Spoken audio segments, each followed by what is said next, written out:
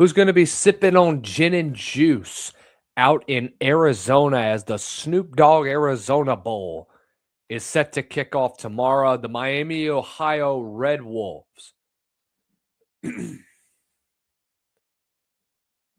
going to be sipping on gin and juice tonight as the Miami, Ohio Red Hawks get set to take on the Fresno State Bulldogs out for the Arizona Bowl? Hello, everyone. My name is Lucas Hill here of the Southern Sports Scene. We're previewing every game, every day of the 25-26 bowl season. Make sure you all do us a favor and hit the like, share, and subscribe button down below. Turn on the bell notification so that you are notified every time we go live, post a new video, or post a new short here on the Southern Sports Scene.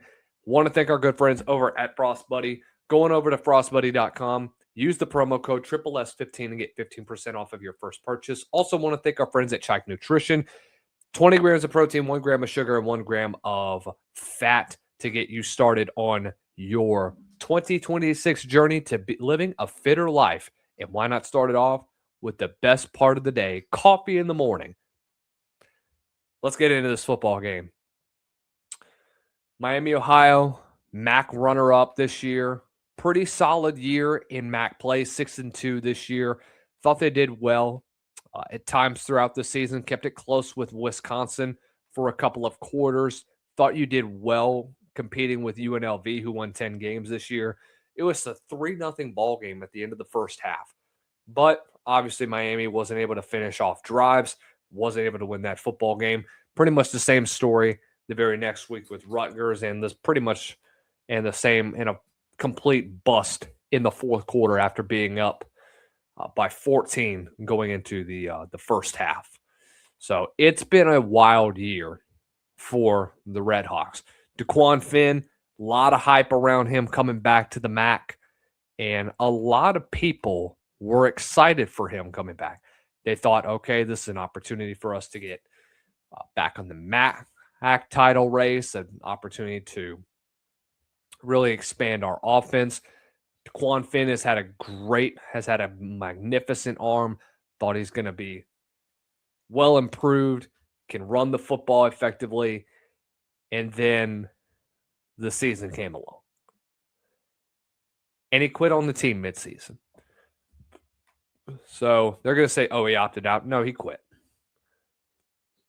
And I remember when this happened because he was supposed to start, I believe, against Toledo. And ended up, I think it was either the day before or the day of that he decided that he was going to opt out of the rest of the season. So that was weird. That was really, really weird with how that ended and with how that relationship kind of soured. I don't know what happened in the building. From what I hear, that Finn was kind of a cancer in the locker room. He would get into arguments with coaches, but that's not what we're going to be here to talk about. We're going to talk about the bowl game, and that's all that should matter right now. Red Hawks in their 6th consecutive bowl win, 2nd straight year in the Arizona Bowl, beat Colorado State last year against the spread. Miami is 7-3 at this point in time. Look, I don't know what you're going to see from your two quarterbacks, Thomas Gostkowski and Henry Hessen, both of which have played throughout the regular season. Gostkowski, I thought, did well against Western or in the last game of the season, or really the last 2 games of the regular season, playing Buffalo and Ball State, combined for 4 total touchdowns in the game, but does struggle throwing the foot with accuracy issues.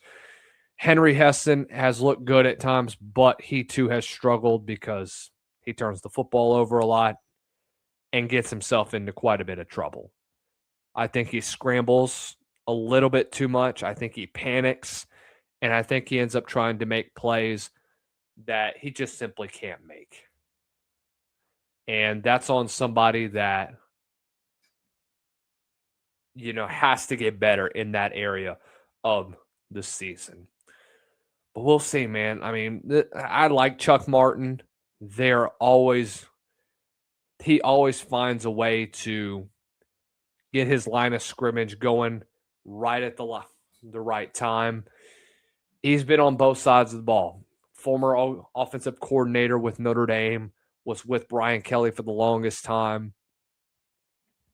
He knows how to work the line of scrimmage, man, and he's really damn good at it. But I just don't know if I can see a scenario where Miami is able to keep up with a Fresno State offense that has kind of had an answer at times. But obviously, this is a Fresno State offense that has had its struggles over the last couple of games of the season. Looked pretty good to start off, and then you start off 5-1 on the season. Defensively, you look good. You got big wins over Oregon State on the road. You beat a team like Nevada that looked really good at the start of the year, and then your offense kind of fell apart. And you didn't look the same after the great start that you have. You get shut out. You can't finish games that really matter. And in the 6 games, you average just 22 points a game. The first half of the season, you were averaging a pretty decent amount of points a game. And I know that you're not playing the most quality of opponents. You were averaging just over 30 points a game. You went from that to a 10-point swing in just under a month and a half. Now, did the competition get stiffer in the Mountain West? Yes. But against teams like Boise State and against San Diego State, and all of which who were 2 teams that were among the top of the Mountain West Conference, you struggled. And you got into bad situations where you had some games that were, hey, kind of struggles. The last 4 games on the road, you have failed to get over 350 yards. You're 2-2 in those last 4 bowl games. And Fresno State played against some pretty good Mountain West teams themselves. They played,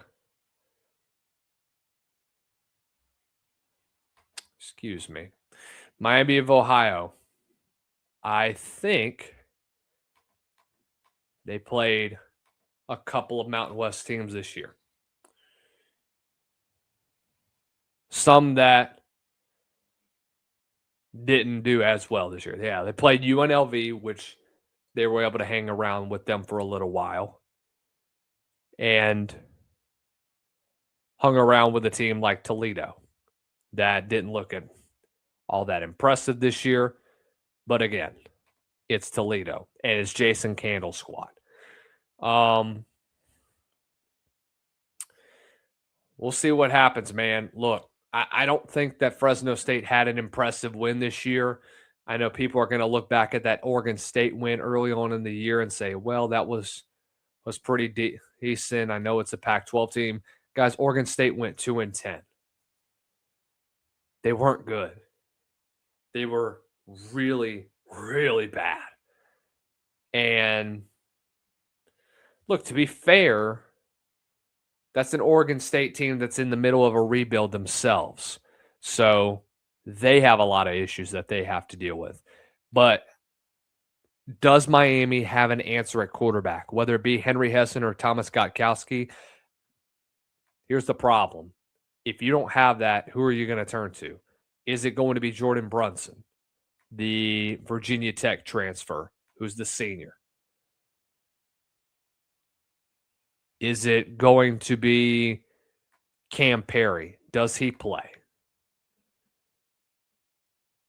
He's a redshirt junior this year. but obviously wouldn't surprise me if he ends up leaving. Yep, he's entering the portal. There's a lot of these names that are gone, man. And look, there's going to be a lot of question marks for Miami offensively. I don't know if they're going to be able to contend with a team like Fresno State. I think they finally get it going together, despite the struggle the last 4 games on the road. This is a neutral site. I don't expect for them to kind of struggle against this Miami of Ohio defense. I know it's Miami of Ohio and they looked good at times, but I'm excited to see them up one of the best offenses in the MAC going up against one of the best, or yeah, going up against one of the best one of the best defenses in the MAC, going up against one of the best offenses in all of the Mountain West Conference. Line in this football game shifts to Miami, to Fresno State -5.5. I'm going to have Miami cover the +5.5 in this game. I think Miami keeps a way to keep it close. I think they managed to keep it a defensive ball game. Against top-tier defenses, Fresno State has struggled in those football games. They got shut out by San Diego State, who's one of the best defenses in the Mountain West. Again, we just don't know quite yet with who Miami of Ohio is going to have available on that roster. So really interesting situation out there, or who Fresno State or Miami of Ohio is going to have on the roster. So a lot of uncertainty for both teams when it comes to the transfer portal and who you're going to have on each roster. What's the status of EJ Warner? Can he finally get consistent?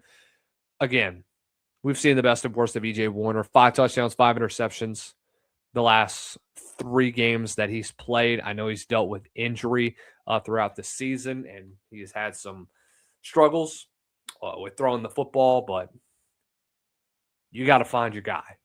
And EJ Warner is a senior leader. Does he have one more in him to finally put this team over the hump and get themselves a second straight bowl win? They haven't had back-to-back bowl wins in a while. I don't know if it happens this year. I think Fresno State has this one in the bag. Let me know what you guys think in the comment section below. Thank you guys for watching. We'll see you guys soon. Y'all have a great rest of the week. Y'all have a good one.